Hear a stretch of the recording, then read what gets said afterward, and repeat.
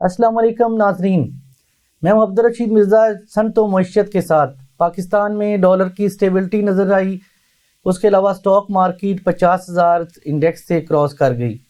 پاکستان کے اندر گولڈ کی پرائسز نیچے گئیں، پاکستانی معیشت سنبھلتی ہوئی نظر آئی۔ لیکن آج سوال یہ پیدا ہوتا ہے کہ کیا پاکستان کے اندر جو 10 کروڑ افراد غربت کی لکیر سے نیچے زندگی گزار رہے تھے، پاکستان میں غربت ختم ہوئی؟ پاکستان کے اندر کیا پاکستان کی ایکسپورٹ میں اضافہ ہوا، جس کی بنیاد کے اندر پاکستان میں آہستہ آہستہ معیشت سنبھلتی نظر آ رہی ہے؟ کیا پاکستان کی امپورٹ کم ہوئی؟ کیا پاکستان کے فارن ریزرو میں اضافہ ہوا؟ کیا انفلیشن ریٹ کم ہوا؟ کوئی ایسا انڈیکیٹر نظر نہیں آ رہا کہ جس کی وجہ نظر آئے کہ پاکستان میں معیشت سنبھل رہی ہے۔ کیا ٹیمپریری بیسس پہ گورنمنٹ آف پاکستان کو یا کچھ پولیٹیکلی پاکستانی معیشت کو سنبھالنے کی کوشش تو نہیں کی جا رہی؟ میاں نواز شریف کی آمد کیا اس کی وجہ تو نہیں ہے؟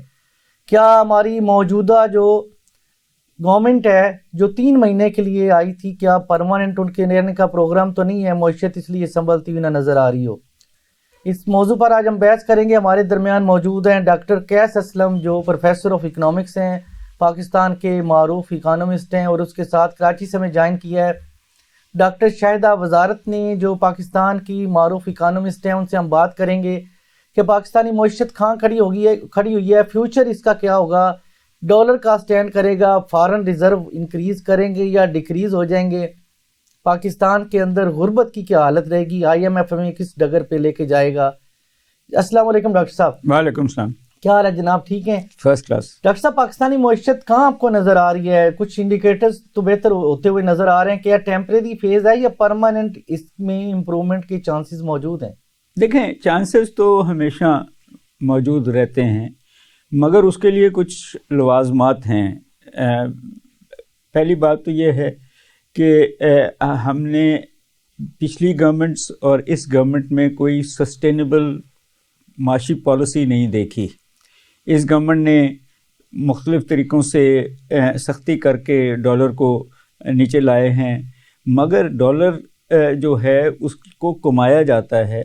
ایکسپورٹس جب تک ہماری نہیں بڑھیں گی، جب تک ہمارے جو پاکستانی ہیں باہر سے جو پیسہ بھیج رہے ہیں، جو کوئی 30 بلین ڈالر کے قریب ہے، وہ بڑھتا نہیں ہے، وہ آفیشلی نہیں آتا، ہنڈی کے ذریعے نہیں آتا، تو پھر آپ کے ریزروز بھی بڑھیں گے اور قرضے ہم نے بے انتہا واپس کرنے ہیں۔ آپ ڈاکٹر صاحب، آپ نے پاکستان کے ان شہریوں کا تذکرہ کیا ہے جو ملک سے باہر رہتے ہیں، لیکن ان کا تو یہ سوال ہے کہ عمران خان کو آپ ریلیز نہیں، آپ نے عمران خان کو بند کیوں کیا ہے؟ تو پولیٹیکلی آپ سٹیبل نہیں ہیں، تو پاکستان میں ہم اپنے فارن ریزرو کیوں بھیجیں؟ دیکھیں، میں سیاست کی طرف تو نہیں جاؤں گا۔ اصل ایشو تو یہ ہے کہ ہماری انڈسٹری جو ہے اگر وہ چل رہی ہے تو پیسے آتے ہیں، ہماری کرپشن کم ہوتی ہے تو پیسے آتے ہیں، ہماری جو جس کو ہم مس گورننس کہتے ہیں وہ کم ہوتی ہے، جو یہ ان میں سے کچھ نہیں ہوا۔ میرا خیال تو یہ ہے کہ پی ڈی ایم کی حکومت کے اندر بہت سارے چھوٹے سرمایہ کار جو ہیں وہ اپنا پیسہ ڈالر میں ڈال کے ملک سے باہر چلے گئے ہوئے ہیں، اور اس انڈسٹری کو بحال کرنا کوئی آسان کام نہیں ہوتا۔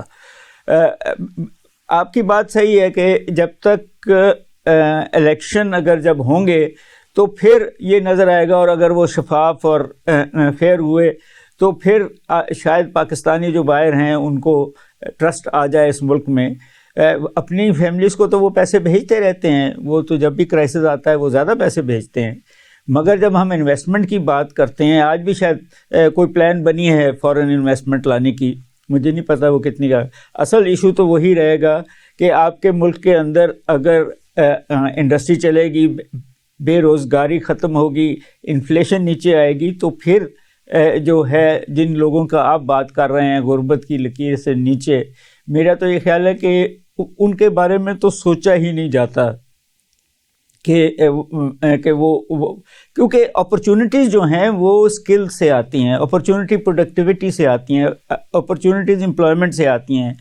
آپ کی یہ گورنمنٹ بھی اور پچھلی گورنمنٹ بھی، ان دونوں نے جو پالیسیز، فسکل پالیسی بھی اور مانیٹری پالیسی رکھی ہے، وہ کنٹریکشنری ہے، جس کا مطلب یہ ہے کہ مہنگی کر دیں آپ کاسٹ آف ڈوئنگ بزنس، اور ٹیکس بھی زیادہ لیں اور انٹرسٹ ریٹ بھی زیادہ کریں تو پھر بزنس تو نہیں چلے گا. شاید قرضے لے کے تو آپ چلیں گے مگر اس کے علاوہ مشکل ہے چیزیں. جب تک آپ ایک سٹیبل 4-5 سال کی حکومت جو ایک معاشی پالیسی دے, جو ایک ایجوکیشن پالیسی دے, جو پانی اور بجلی کے ریٹس کو نیچے لائے تاکہ کاسٹ آف ڈوئنگ بزنس, تو پھر چیزیں اس سمت میں چلی جاتی ہیں جس میں ہم اور آپ چاہتے ہیں کہ. ڈاکٹر صاحب, پاکستان کی اس وقت ایکسپورٹ $29 بلین کی ہے جبکہ امپورٹ $74 بلین کی, ایک بڑا گیپ نظر آتا ہے.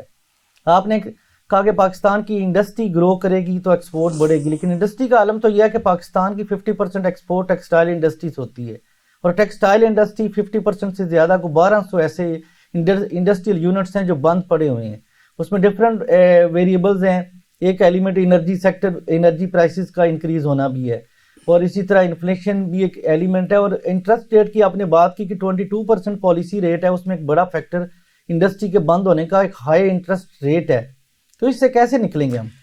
دیکھیں سر, میں نے یہی باتیں میں نے بھی کہی ہیں کہ اس کو نکلنے کے لیے آپ کو ایک معاشی پالیسی ایسی چاہیے جس میں آپ فیصلہ کریں. دیکھیں, مجھے ابھی تک کچھ باتیں سمجھ نہیں آئیں کہ 2 سے 3 بلین یا 6 بلین IMF سے لے کے جبکہ پاکستانی 30 بلین بھیجتے ہیں یہاں ڈالر, ان کی شرطیں مان کے آپ اپنے ہاتھ باندھ لیتے ہیں.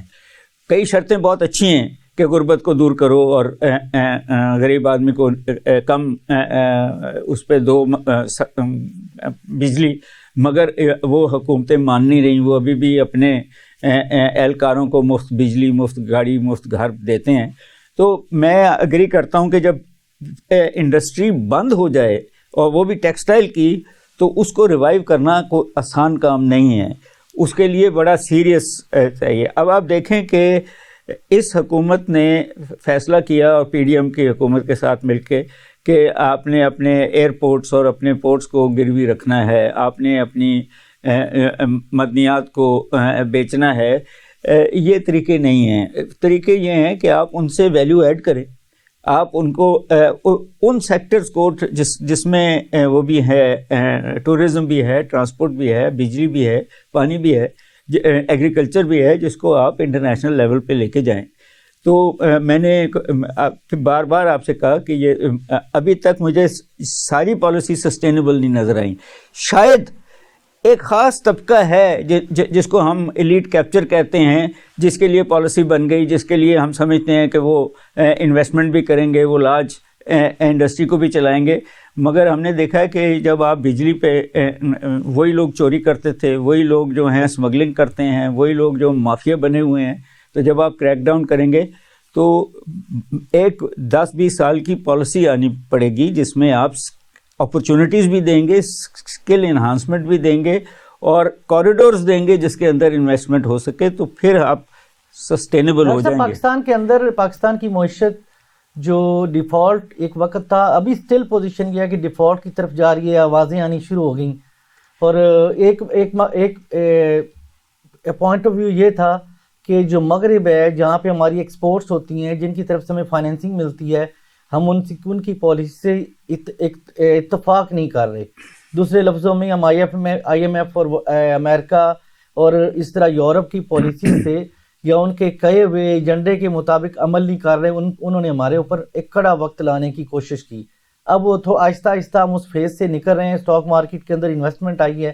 کہ ایسا تو نہیں کہ ہم نے ان کی پالیسیز کو, جو ہمارے موجودہ حکومت نے اور آنے والے جو میاں نواز شریف صاحب کی آمد ہے, انہوں نے ان پالیسیز کو پاکستان کے اندر امپلیمنٹ کرنے کا کوئی وعدہ کیا ہو, تو وہ پاکستان میں فائنینسنگ, پاکستان میں ریزرو کو امپروو کرنے کے لیے ہمارے ساتھ کوئی تعاون کریں.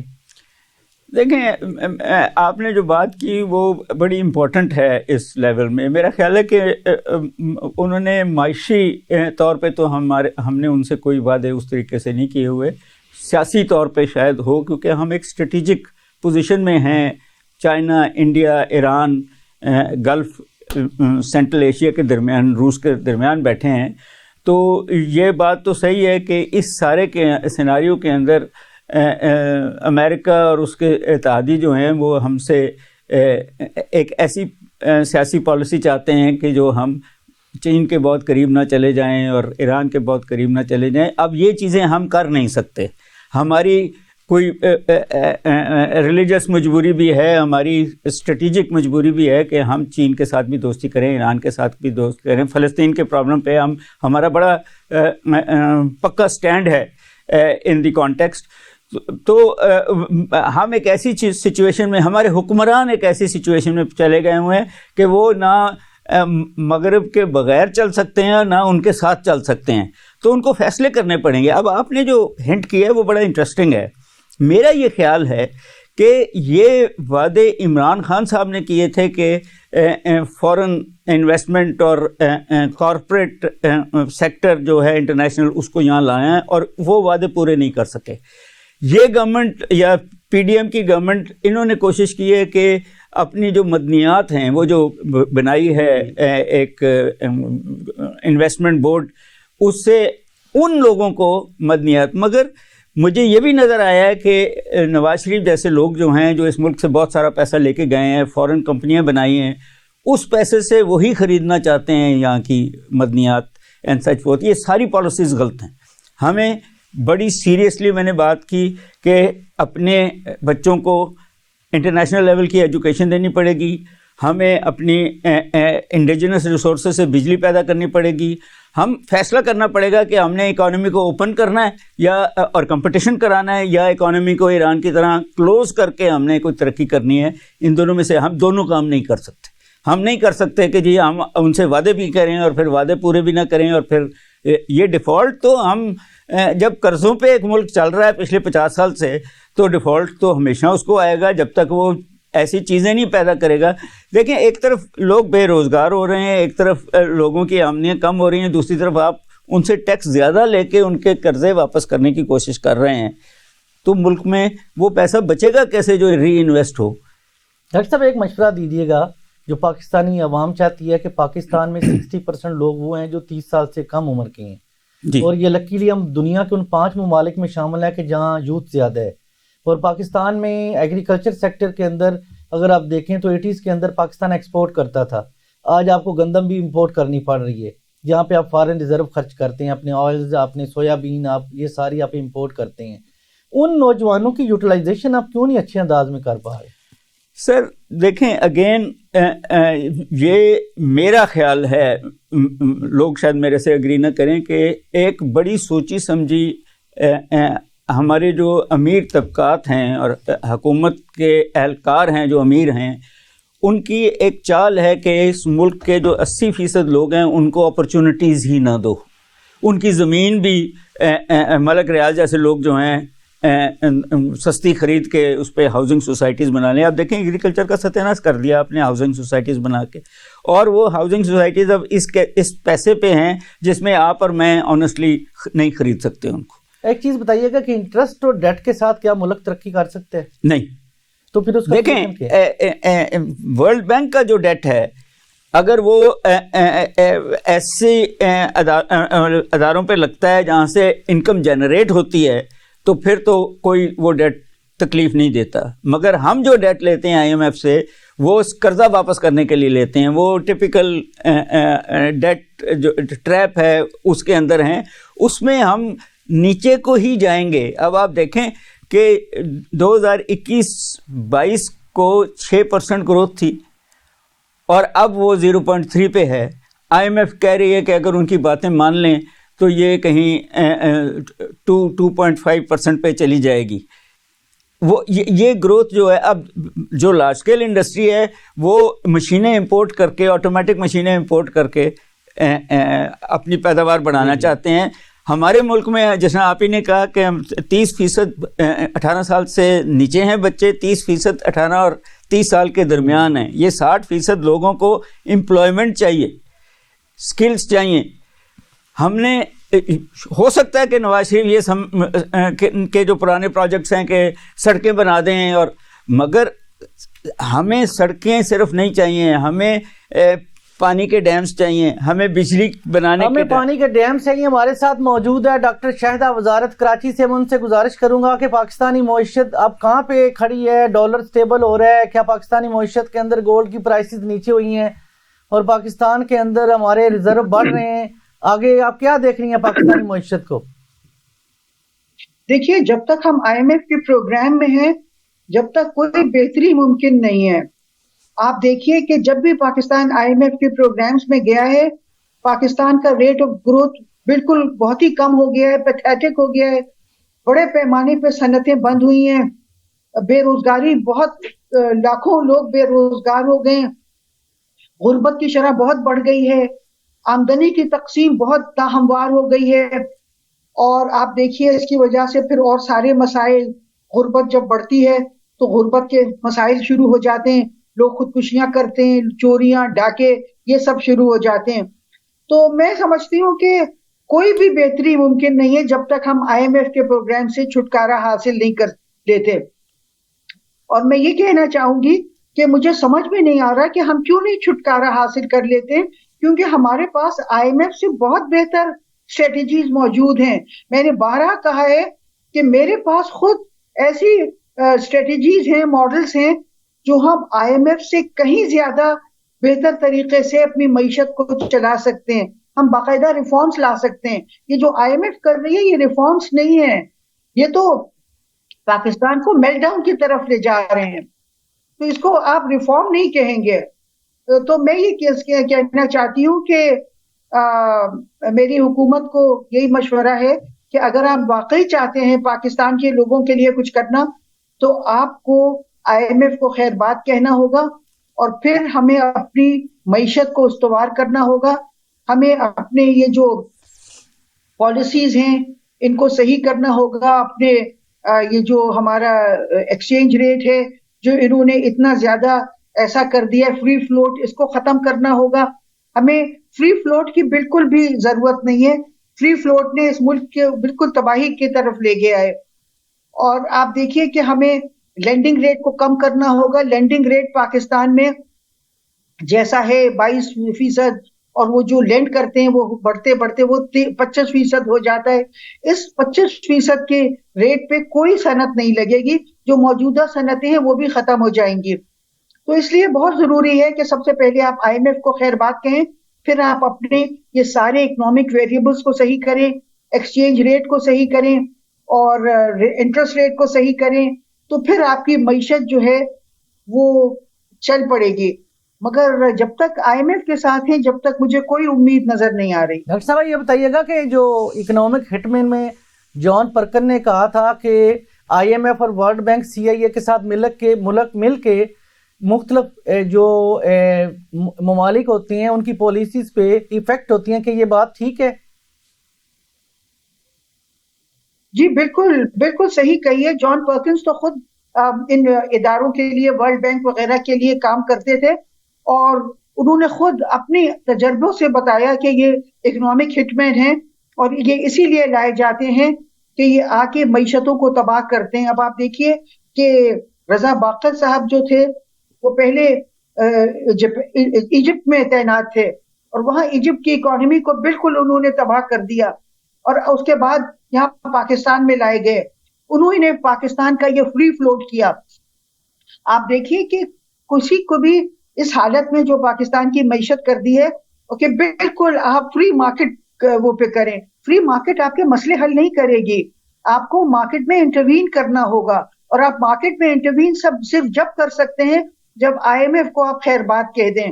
آپ جب تک آئی ایم ایف کے پروگرامز میں ہیں وہ آپ کو ناک رگڑوا کے، پیر رگڑوا کے، ایڑیاں رگڑوا کے $1 بلین دیتے ہیں، اور اس کے $1 بلین میں وہ آپ کی ایسی شرائط کروا لیتے ہیں، آپ سے منوا لیتے ہیں کہ پھر آپ دیکھیے آپ کی معیشت جو ہے اس کا بہت برا حال ہوتا ہے. ابھی آپ دیکھیے کہ پچھلے 4 سال میں، صرف پچھلے 4 سال میں آئی ایم ایف کی جو کنڈیشنلٹیز تھیں، ڈی ویلویشن کی اور انٹرسٹ ریٹ ہائیک کی، اس کی وجہ سے پاکستان کے قرضے جو ہیں وہ صرف 4 سال میں $100 بلین سے بڑھ گئے.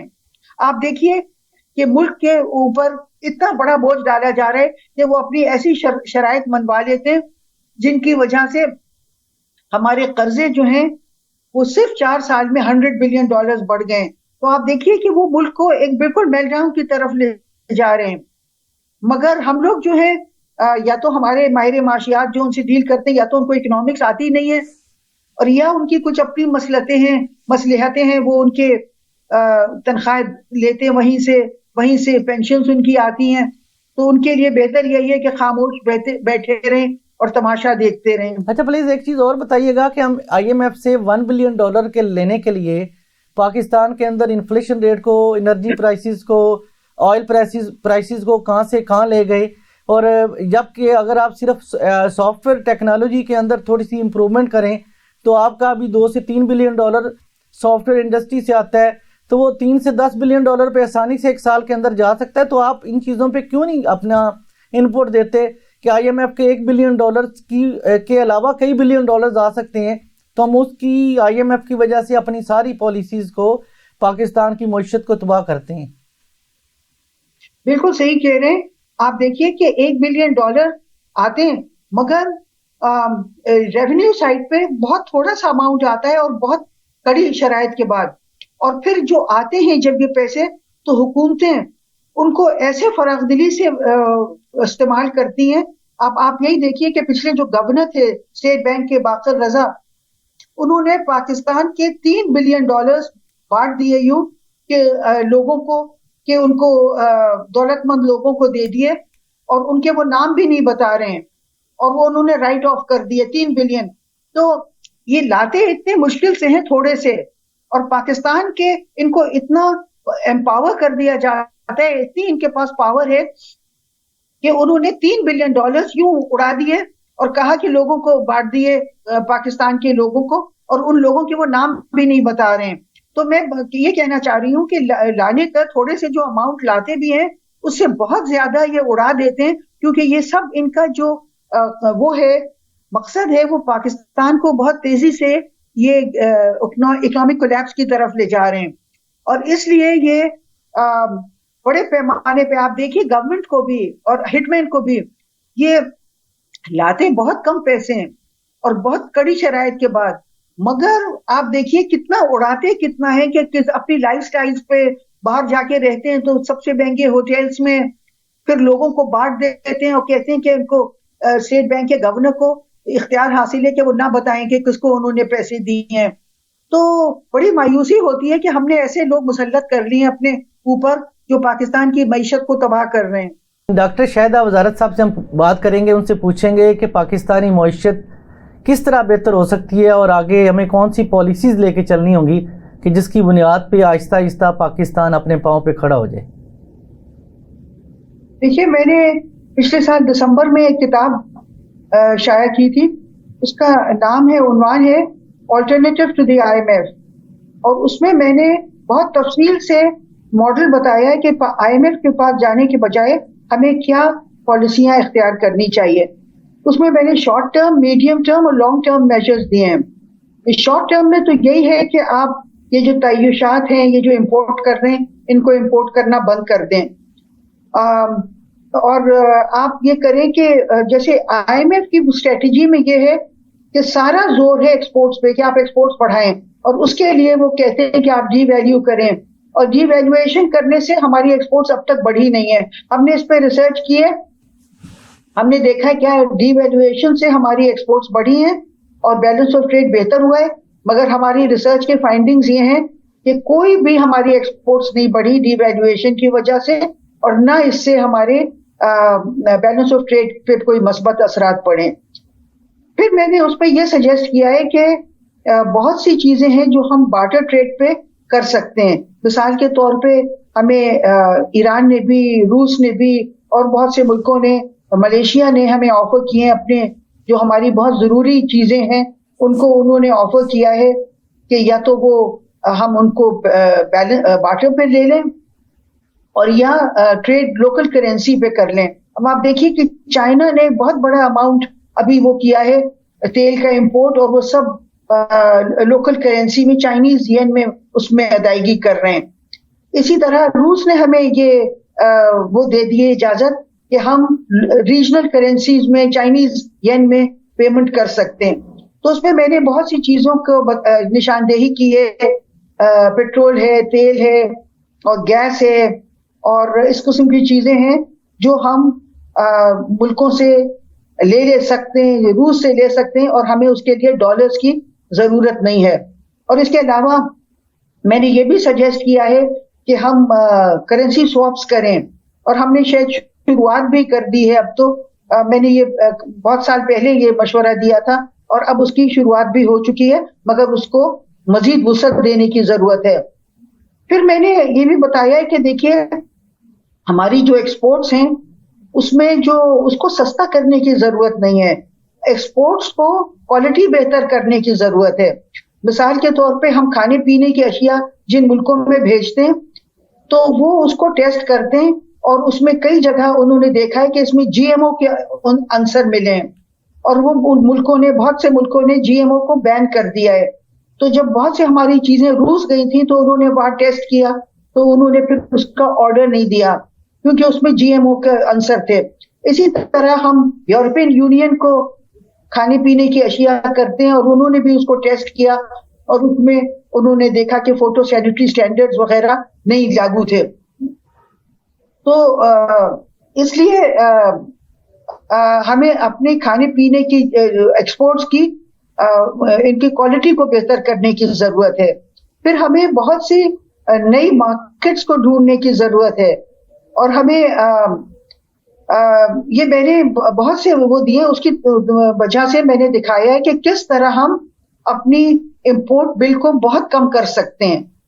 اور پھر لانگ ٹرم میجرز بھی ہیں، ہمیں آلٹرنیٹیو مارکیٹس ڈھونڈنا ہے، اور ہمیں آلٹرنیٹیو ٹریڈ پارٹنرز ڈھونڈنا ہے، وہ لانگ ٹرم میں ہو سکتا ہے. دوسرے میں نے یہ کہا ہے کہ بجائے اس کے کہ صرف آپ ایکسپورٹس پہ سارا توجہ دیں، ہمارے بہت سی چیزیں ہیں جو ہم بہت سے ملکوں کو بالکل مفت میں دے دیتے ہیں یا کوڑیوں کے مول. مثال کے طور پہ آپ دیکھیے کہ ہمارے پاس پاکستان ایک بہت امیر ملک ہے، ہمارے پاس بہت وہ ہیں منرلز ہیں، مگر ہم اپنے منرلز کو اٹھا کے را فارم میں دوستوں دشمنوں سب کو دے رہے ہیں، اور سب لوگ ہمارے منرل سے مستفید ہو رہے ہیں، مگر نہیں ہو رہا ہے تو پاکستان نہیں ہو رہا ہے. ابھی بیرک گولڈ کو عمران خان نے جاتے جاتے ان کو دے دیا واپس، وہ معاہدہ کر لیا. اور بیرک گولڈ بڑے پیمانے پہ میں نے سنا ہے کہ ہمارا جو گولڈ ہے وہ لے جا کے بینک آف انگلینڈ اس کو اپنے اس میں رکھے گا ریزروز میں، اور ہمارا گولڈ برطانیہ کو امیر ملک بنائے گا، اور ہم خود بالکل بھیک کا پیالہ لیے آئی ایم ایف کے پاس کھڑے ہیں. اسی طرح چائنا کو بھی ہم اپنا سندک کا گولڈ دیتے ہیں. تو ہم سارا اپنا گولڈ اور جو بھی ہمارے قدرتی وسائل ہیں ان کو را فارم میں دیتے ہیں. ہمیں ضرورت اس چیز کی ہے کہ ہم ان کو مینوفیکچرڈ گڈس میں تبدیل کریں تو ہمیں صحیح اس کی قیمت ملے گی. اور یہ بھی ہوتا ہے، میں اس پہ ریسرچ کرتی ہوں، تو یہ ہوتا ہے کہ جو ملک اپنے قدرتی وسائل را فارم میں مطلب یوں ہی ایز را مٹیریل دیتے ہیں تو وہاں یہ ریسورسز جو ہیں وہ ایک کرس بن جاتے ہیں، اس کو کہتے ہیں ریسورس کرس. مگر جو ملک ان کو مینوفیکچرڈ گڈس میں تبدیل کرتے ہیں ان ملکوں میں یہ ریسورس بلیسنگ لے کے آتے ہیں. تو بہت ضرورت ہے کہ ہم اپنے قدرتی وسائل کو اس طرح را فارم میں بیچنا بند کر دیں، اور اس کو یوں لیز پہ پورے اس علاقے کو لیز پہ دے دیتے ہیں اس کمپنی کو، وہ آ کے جو چاہتے ہیں اٹھا کے لے جاتے ہیں. اور مجھے یہی پتا چلا ہے کہ ریکو ڈک میں بھی وہ پوری راکس لے جا رہے ہیں اٹھا کے، اور کوئی پوچھنے والا نہیں ہے، اور اس میں سے وہ جا کے وہاں کہتے ہیں یہاں ٹیسٹ کرنے کا وہ سب نہیں ہے، اور اس کو وہ وہاں سے لے جا کے اس میں سے سب وہ جو کچھ پتھر بھی قیمتی اس میں نکلتے ہیں وہ سب رکھ لیتے ہیں، اور وہ بتا دیتے ہیں کہ یہ ہم اتنا کا ہے، اور ہم مان لیتے ہیں، اور وہ سارا گولڈ اپنے پاس رکھتے ہیں، ہمیں تھوڑے سے پیسے دے دیتے ہیں. تو میری آرمی چیف کو یہ میری ریکویسٹ ہے کہ یہ پاکستان کا استحصال ہونا بند کروائیں. پاکستان کے جو قدرتی وسائل ہیں ان کو ہم ان کمپنیز کے ساتھ معاہدے کریں جو ان کو مینوفیکچرڈ گڈس میں تبدیل کریں، تو ان کی ہمیں صحیح ویلیو ایڈیشن ہوگی. تو ہمارے ایکسپورٹس یعنی کہ اگر آپ ان کو پھر ایکسپورٹ کرنا چاہتے ہیں ویلیو ایڈیشن کر کے تو کر سکتے ہیں.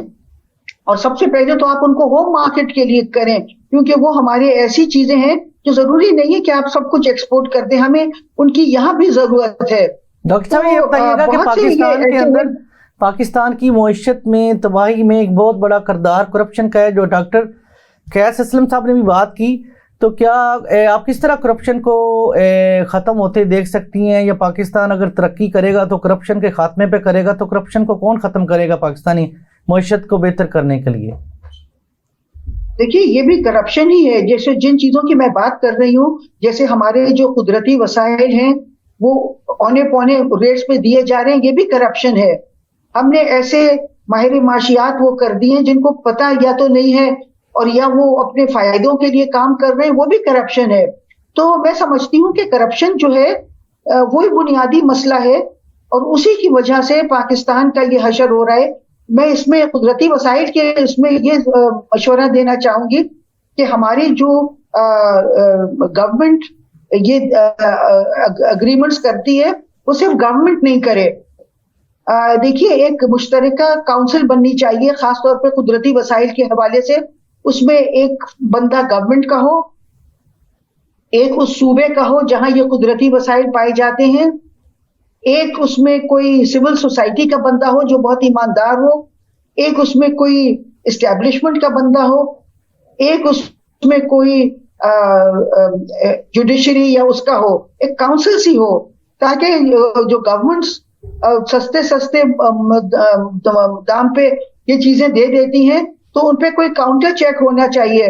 میرے خیال میں وہ یہ کرتے ہیں کہ یہاں تو بڑے سستے داموں دے دیتے ہیں اور باہر کوئی اپنے بینک اکاؤنٹس وغیرہ کھول لیتے ہیں، وہاں ان کے بینک اکاؤنٹس میں وہ کمپنیاں پیسے ڈال دیتی ہیں. کیونکہ آپ دیکھیں کہ پاکستان کے جتنے بھی قدرتی وسائل کے ایگریمنٹس ہیں وہ پاکستان کے مفادات کے خلاف ہیں، وہ بالکل اونے پونے داموں پہ دیے جا رہے ہیں. تو ایک کاؤنسل بننی چاہیے، اور صرف گورنمنٹ کے لوگ نہیں ہوں، اس میں یہ 4-5 قسم کے وہ ہوں اور سول سوسائٹی کے بہت ایماندار لوگ ہوں، تاکہ گورنمنٹ پر چیک رکھ سکیں. اسی طرح اور شعبوں میں جہاں کرپشن ہے ان کے بھی اسی طرح کچھ مشورے ہیں، اسی طرح کے کہ کاؤنٹر چیکس ہوں، چیکس اینڈ بیلنسز ہوں، کیونکہ پاکستان کا بہت استحصال ہو رہا ہے اس کرپشن کی وجہ سے. تو یہی سجیشنز اور جگہ بھی ہو سکتے ہیں. ہمارے یہاں بالکل لگتا ہے کہ کرپشن کھلی چھٹی ہے لوگوں کو کرپشن کرنے کی. شکریہ ڈاکٹر شاہدہ وزارت صاحبہ، آپ نے ہمارے پروگرام میں شرکت کی، اور آپ کی تجاویز سے ہم اور ہماری گورنمنٹ اور ہمارے پالیسی ساز ادارے انشاءاللہ فائدہ اٹھائیں گے. میں بات کروں گا ڈاکٹر قیس اسلم صاحب سے. ڈاکٹر صاحب یہ بتائیے پاکستانی معیشت کی بہتری کہاں پہ ہو سکتی ہے، ایک ڈائریکشن کون سی سیٹ کرنی چاہیے؟ دیکھیں بہت ساری باتیں تو ڈاکٹر صاحبہ نے کہہ دی ہیں. بات یہ ہے کہ میرا یہ خیال ہے کہ 2-3-4 چیزیں اس ملک کی میڈیم ٹرم اور لانگ ٹرم پالیسی کا پہلے حصہ بنے، جس میں ہمارے وہ جو بچے ہیں ان کو 21ویں صدی کی سکلز دینی ضروری ہیں. اچھا وہ کس طرح ممکن ہے؟ کیا ہمیں باہر سے ٹیچر لانے ہوں گے یا یہاں پہ دونوں باتیں ہو سکتی ہیں. آپ یہ کریں کہ انڈسٹری کے ساتھ معاہدے کریں کہ جی ان کو کتنے نئے مزدور چاہیے، وہ ٹرین کریں، آپ ان کو ٹیکس ریبیٹس دیں کہ اسکول اڈاپٹ کریں، اور اپنے ٹیکنالوجیکل نیڈز پہ ان بچوں کو ٹرین کریں. گورنمنٹ اس کو فیسیلیٹیٹ کرے اور اس کی کوالٹی چیک کرے. اصل تو یہ سارا جو مسئلہ ہے جو کرپشن کا بھی ہے، اور ڈاکٹر صاحبہ نے بھی کہا، یہ سارا ٹرانسپیرنسی نہ ہونے کا ہے، یہ سارا اکاؤنٹیبلٹی نہ ہونے کا ہے. اور اس وقت تو بڑا پرابلم ہے کہ جن لوگوں کو ہم الیکٹ کرتے ہیں وہ بھی اکاؤنٹیبل نہیں ہیں، جن کو ہم سلیکٹ کرتے ہیں بیوروکریسی میں وہ بھی اکاؤنٹیبل نہیں. اور اب تو ایسے قانون بن گئے کہ عام آدمی کسی کی کرپشن پہ کیس ہی نہیں کر سکتا، شکایت ہی نہیں لگا سکتا. تو نیب کی لمٹ مقرر کر دی کہ تو آپ کو ریوزٹ کرنا پڑے گا نا جی اس ملک کے اور اس ملک کے لوگوں کے فیوچر مفاد کے لیے کہ یہ سارا. مثال کے طور پہ ابھی جو الیکشن آنے والا ہے فروری میں، آپ کہیں کہ جن پہ بھی نیب کے کیسز ہیں وہ 5 سال کے لیے الیکشن نہیں لڑ سکتے، اپنے کیس ختم کرائیں اور پھر آ جائیں. تو دیکھیں آپ شفافیت ہوتی، پھر تو سراج الحق بچیں گے. میرا بھی یہی خیال ہے. اب بات یہ سر آپ دیکھیں نا کہ امریکہ اور انگلستان اور فرانس میں ہمیں 4 سال پہلے پتہ ہی نہیں تھا کہ یہ لوگ کون ہیں جو اب آ کے نئے پرائم منسٹرز بنتے ہیں اینڈ سچ فورتھ. ہمیں اس ملک میں پتہ ہے کہ اگلے اور پچھلے پرائم منسٹر کون ہوں گے یا کون سی فیملی سے ہوں گے. تو یہ جو ہم نے بنا لیے ہیں سفید ہاتھی اور ہر ادارے میں بنا دیے، ہمیں ان سے جان چھڑانی پڑے گی. دوسری بات جو ہے وہ یہ ہے کہ مثال کے طور پہ میں سعودی عرب کی مثال دوں گا کہ وہاں فورن انویسٹمنٹ آپ نہیں کر سکتے جب تک آپ ایک سعودی پارٹنر نہیں لیتے. ہم ایسے نہیں کرتے، ہم تو فارنر کو دینے کو تیار ہیں، اپنے لوگوں کو پارٹنر بنانے کو تیار ہی نہیں ہیں.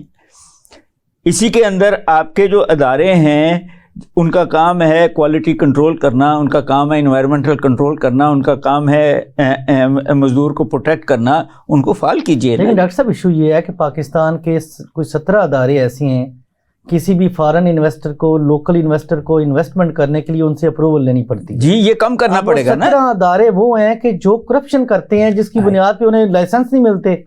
اب اس کا میں نے یہ حل ایک سجیسٹ کیا تھا کہ آپ یہ کریں کہ ایک ٹیکس فری زونز اور سٹیز اسٹیبلش کریں اور سنگل ڈیسک پہ یہ 17 کے 17 اداروں کی فیسلٹیز دیں. جی یہ تھوڑا اللہ کا شکر ادا کریں، آپ کے انویسٹر نے بنگلہ دیش میں انویسٹمنٹ کی، اب آپ ان بنگلہ دیش کے انویسٹرز کو، پوری دنیا کے انویسٹرز کو، لوکل انویسٹرز کو اپنے ملک میں لانے کے لیے انہیں فیسیلیٹیٹ کریں.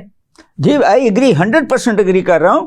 ابھی ورلڈ بینک نے بھی یہی کہا ہے کہ آپ ہر منسٹری میں فیڈرل اور پروونشل منسٹرز کی کونسل بنائیں تاکہ انڈسٹری کے اگر ہیں یا ایگریکلچر کے ہیں یا بجلی کے ہیں تو ایک پالیسی تو بنے. آپ کی فیڈرل گورنمنٹ اور پالیسی بنا رہی ہوتی ہے، پروونشل گورنمنٹ اس کو مانتی ہی نہیں ہے. اسپیشلی ایجوکیشن میں تو ہم نے دیکھا ہے یہ جب ایک سلیبس بنانے کی کوشش کی، ہمارا خیال تھا کہ ایک سلیبس میں سائنس کی اور سائنسی سوچ کی زیادہ فراغت ہوگی، مگر وہ نہیں ہوئی. ہم نے ابھی بھی انٹرنیشنل جو کتابیں آتی ہیں ان میں سے کئی چیپٹر پھاڑ دیتے ہیں کہ جی ہمارے کلچرل اس کے ساتھ نہیں، حالانکہ سائنس میں کوئی کلچر نہیں ہوتا، سائنس میں ترقی ہے. بالکل.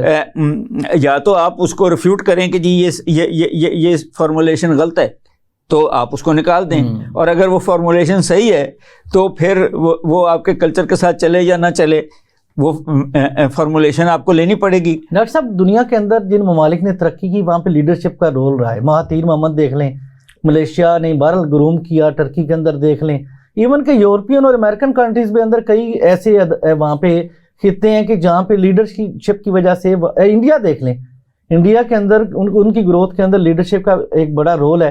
تو پاکستان کی لیڈرشپ کہاں پہ کھڑی ہے اور فیوچر میں ہم کہاں لیڈرز دیکھ رہے ہیں جو قابل بھی ہوں اور اس کے ساتھ ساتھ پاکستان کی معیشت کو بھی سمجھتے ہوں؟ پہلی بات تو یہ ہے کہ میں ایبسولوٹ ایگری نہیں کرتا اس بات سے. میں سمجھتا ہوں کہ ہر شعبے میں ٹیم بنتی ہے اور اس ٹیم کے اندر سے لیڈر نکلتا ہے. جب آپ کی پولیٹیکل پارٹیز لوکل باڈیز پہ کام نہیں کریں گی، جب تک آپ کی پولیٹیکل پارٹیز اندر الیکشن شفافیت سے نہیں کریں گی تو کیسے لیڈر نکلے گا؟ ضروری نہیں ہے کہ صرف پولیٹیکل نہیں، انڈسٹریلسٹ بھی جب اس کا پوتا وہ اس انڈسٹری کو لیتا ہے تو ضروری نہیں کہ وہ اتنا ہی قابل ہو جتنا دادا تھا جس نے یہ ساری بنائی. تو چیزیں نہیں چلتی ہیں. آپ کو جو ٹیلنٹ ہے اس کو مختلف کمپٹیشن کر کے، وہ سیاسی ہو یا معاشی ہو یا سماجی ہو، مختلف یا سائنسی ہو، کمپٹیشن کر کے آگے لانا پڑے گا. مثال کے طور پہ کروڑوں روپوں کا وہ دیتے ہیں ایڈ کہ جی گیس کیسے بچانی ہے، مگر یونیورسٹیوں میں 5-10 لاکھ روپے کا کمپٹیشن نہیں کراتے کہ نیا گیس بچانے کا کوئی کر دیں. ہم جب کروڑوں روپے ضائع کرنے کو تیار ہیں اور لاکھوں روپے انویسٹ اپنی یوتھ پہ نہیں کرنے کو تیار، تو پھر جو آپ لیڈر کہہ رہے ہیں وہ نہیں نکل سکتے. یہ بتائیے کہ ابھی ایک سٹانس یہ ہے کہ پاکستان کے قرضے اتارنے کے لیے پرائیویٹائزیشن کی جائے، پی آئی اے کو، ریلوے کو، جس طرح انہوں نے پی ٹی سی ایل کو پرائیویٹائز کیا تھا، پاکستان اسٹیل ملز کو، ایسے ادارے جو لاس پہ جا رہے ہیں جن کی وجہ سے آپ کو بلینز آف ڈالرز ہر سال خرچ کرنے پڑتے ہیں، انہیں پرائیویٹائز کیا جائے. اس کے بارے میں آپ کا کیا سٹانس ہے؟ دیکھیں بات یہ ہے کہ یہی پی آئی اے ایک زمانے میں ایلیٹ ہوتی تھی، آج تیل کو خریدنے کے پیسے نہیں ہیں اس کے پاس۔ پہلی بات تو یہ ہے کہ یہ اسٹیل مل ہو یا یہ پی آئی اے ہو یا یہ کوئی اور ادارہ، اس کے وہ جو پچھلے 5-10 سال میں اس کو چلانے والے اوپر لیول کے مینیجرز تھے، ان کا احتساب تو کریے کہ کیسے ایک اتنا شاندار ادارہ نیچے چلا گیا ہے، کہاں گیا وہ پیسہ، کہاں گئی وہ پالیسی۔ غلطیاں آپ سب سے ہوتی ہیں، یہ نہیں ہے، مگر آنیسٹ غلطی اور ڈس آنیسٹ غلطی میں فرق ہے۔ آپ نے جس طرح ڈاکٹر صاحبہ نے بھی کہا کھلی چھٹی دی ہوئی ہے۔ دوسری بات یہ ہے کہ پی آئی اے اور ریلوے کے اندر آپ کو ڈفرنس ڈالنا پڑے گا۔ ریلوے ٹیکس پیئر کے پیسے سے بنتی ہے اور عام آدمی اس میں سفر کرتا ہے، وہ حکومت میں ہی رہے گی بے شک وہ خسارے میں جا رہی ہو۔ پی آئی اے ٹیکس پیئر کے پیسے سے بنتی ہے اور اشرافیہ اس میں، تو مجھے کوئی اعتراض نہیں ہے کہ پی آئی اے کو آپ پرائیویٹائز کر لیں۔ ابھی بھی آپ کے جو امیر لوگ ہیں وہ گلف ایئر لائنز، وہ ایئر بلو، وہ پرائیویٹ میں زیادہ سفر کرتے ہیں بجائے پی آئی اے کے، تو کوئی ایسا ایشو نہیں ہے کہ کیوں ٹیکس پیئر اس کے پیسے دے اور کروڑوں پیسے دے۔ اس لیے آپ کو فیصلہ کرنا پڑے گا۔ مثال کے طور پہ اسٹیل مل جو تھی وہ آپ کی ڈیفنس انڈسٹری کو اسٹیل دیتی تھی، اس کو پرائیویٹائز نہیں کرنا چاہیے تھا، انہوں نے بند کر دی۔ یہ سارے میں اگری کرتا ہوں، یہ آپ کے جو اکنامک ہٹ مین آپ امپورٹ کرتے ہیں یا یہاں سے بیچ جاتے ہیں، وہ صرف اکنامک نہیں ہیں، وہ پولیٹیکل بھی ہیں اور وہ ایڈمنسٹریٹو بھی ہیں۔ ان کا احتساب جب تک آپ نہیں کریں گے، آپ جب تک چیزوں کو ٹرانسپیرنٹ نہیں کریں گے، ہم اس وشس سرکل میں قرضہ لیا، قرضہ کھا لیا، پھر ڈیفالٹ کی طرف گئے، پھر اس کو بچنے کے لیے گئے۔ آپ ایک انڈیپینڈنٹ اتنا چوتھا بڑا ملک ہیں، مدنیات ہیں، موسم ہے، ایگریکلچر ہے، یوتھ ہے، آپ ان کی سنرجی کیوں نہیں بنا رہے؟ ناظرین، ڈاکٹر قیس اسلم صاحب نے، جن کا ہم شکریہ بھی ادا کریں گے، خوبصورت بات کی آخر پہ جاتے جاتے کہ پاکستان کے اندر نیچرل ریسورسز موجود ہیں۔ پاکستان دنیا کے ان 5 ممالک میں سے ہے جہاں پہ اس کی آبادی کا 60% جوت ہے۔ پاکستان میں موسم ہے، ہر طرح کا موسم ہے، جہاں پہ پھل ہو سکتے ہیں، جہاں پہ سبزیاں ہوتی ہیں، جہاں پہ ہر طرح کا انوائرمنٹ موجود ہے کہ جس کے اندر اپنی پاکستان کی معیشت کو بہتر کر سکتے ہیں۔ پاکستان کی ٹیکسٹائل انڈسٹری کسی دور کے اندر لیڈ کیا کرتی تھی دنیا کے ان ممالک میں سے کہ جن کی وجہ سے ایکسپورٹ بڑھتی تھی، لیکن آج وہ اس کے 1200 یونٹ یعنی 50% یونٹس بند ہیں۔ ان حالات کے اندر ہم نے بات کی کہ پاکستان کی معاشی ترقی کیسے ممکن ہے۔ اس کے لیے ضروری ہے کہ سب سے پہلے ہم پاکستان کے اندر ایک قابل اور ایک اکانومی کو سمجھنے والی لیڈرشپ آئے، اور اس کے ساتھ ساتھ پالیسیز بنانے والے ایسے لوگ ہوں کہ جو اچھی پالیسیز ڈیزائن کر کے جو پاکستان کے حق میں ہو، جو پاکستان کی معیشت کو بہتر کرنے والی ہو، اس کو ڈیزائن کیا جائے، اس کو امپلیمنٹ کیا جائے۔ پرائیویٹائز کرنے کے بارے میں یہ ہے کہ ڈاکٹر صاحب کا یہ خیال ہے کہ ہم پاکستان کے اندر سے پی آئی اے کو تو پرائیویٹائز کریں، لیکن ریلوے کو پرائیویٹائز نہیں کرنا چاہیے، اسٹیل مل کو پرائیویٹائز نہیں کرنا چاہیے۔ البتہ پاکستان کی جو پاکستان کو چلانے والے سیاستدان حکمران ہیں، ان کی کرپشن کو ختم کرتے ہوئے، بیوروکریسی کی کرپشن کو ختم کرتے ہوئے آگے بڑھیں گے تو پاکستان ترقی کرے گا، پاکستان کی انڈسٹری ترقی کرے گی، پاکستان کا انویسٹر پاکستان میں آئے گا، فارن انویسٹر پاکستان میں آئے گا۔ آج کے پروگرام میں ہم آپ سے اجازت چاہیں گے۔ اللہ حافظ۔